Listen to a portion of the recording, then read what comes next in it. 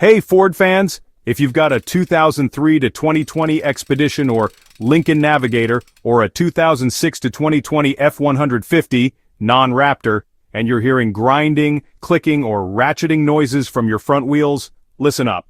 There's a new Ford Technical Service Bulletin, TSB 22-2219, that addresses exactly this issue. And no, it's not a recall, it's a step-by-step fix that dealers are authorized to perform. Here's what's going on. On these Ford WD trucks and SUVs, the culprit is usually the integrated wheel ends, or IWE. The IWE system is Ford's vacuum-operated front axle disconnect. When you're in 2WD, vacuum holds the IWE actuator disengaged, so the front wheels spin freely and aren't connected to the axle shafts.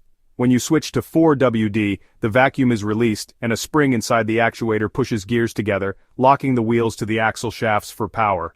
The problem starts when there's a vacuum leak, a cracked hose, or a faulty actuator. If the vacuum can't hold the IWE disengaged, or if the actuator doesn't move smoothly, the gears inside the IWE can partially engage or disengage while you're driving.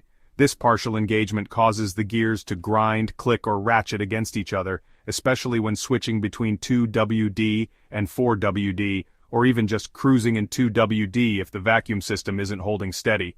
Over time, this can wear out the IWE gears and actuators, making the noise worse and potentially leading to more expensive repairs if left unchecked. Now let's talk about what owners are saying online. Forums, Reddit, and Facebook groups are packed with people sharing their experiences with the IWE noise. The most common advice? Check for vacuum leaks first. Users say a split hose or loose connection is often the culprit. Many recommend using a handheld vacuum pump to test the system for leaks. Some owners swear by replacing all the vacuum lines with higher quality silicone hose, while others have found that swapping out the IWE actuators themselves solves the problem for good. There's a lot of talk about the vacuum cap mod, capping the vacuum line to keep the IWE engaged all the time, which eliminates the noise but means your front axles spin constantly. This is debated. Some say it's a quick, cheap fix, while others warn it could lead to extra wear on the front drivetrain and reduced fuel economy. A few folks have even posted step-by-step guides and videos showing exactly how to diagnose and fix the issue, from simple hose replacements to full actuator swaps. The consensus? If you're hearing the noise, don't ignore it. Fixing it early can save you a lot of money and hassle down the road. Just a heads up.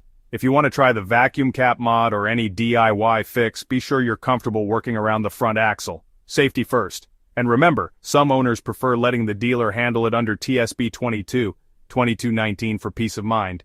If this helped, hit like, subscribe, and drop your questions or experiences below. Let's keep the conversation going. What worked for you? Did you try the cap mod, or did you go the dealer route? I'd love to hear your story.